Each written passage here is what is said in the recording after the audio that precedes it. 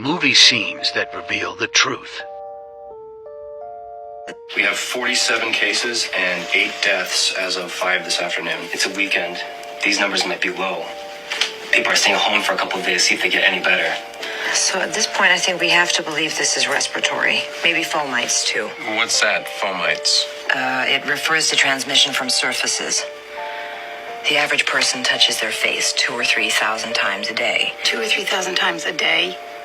3 to 5 times every waking minute.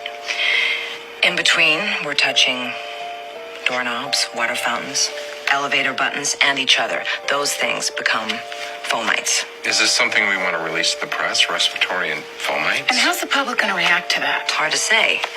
Plastic shark in a movie will keep people from getting in the ocean, but a warning on the side of a pack of cigarettes... We're going to need to walk the governor through this before we start to freak everybody out. I mean, we can't even tell people right now what they should be afraid of. We tried that with swine flu, and all we did was get healthy people scared.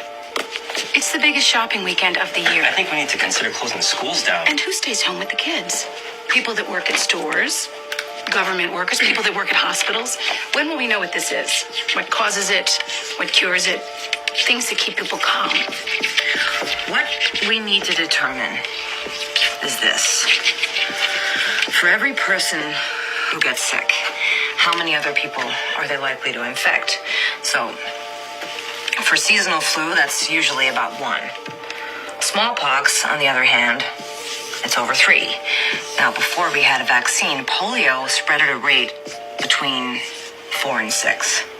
Now, we call that number the R0. R stands for the reproductive rate of the virus.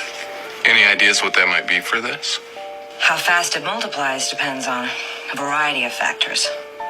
The incubation period, how long a person is contagious. Sometimes people can be contagious without even having symptoms. We need to know that too.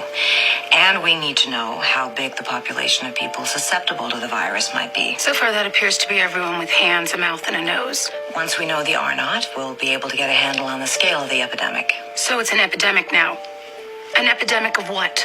We send samples to the CDC. In 72 hours, we'll know what it is. If we're lucky. Clearly, we're not lucky.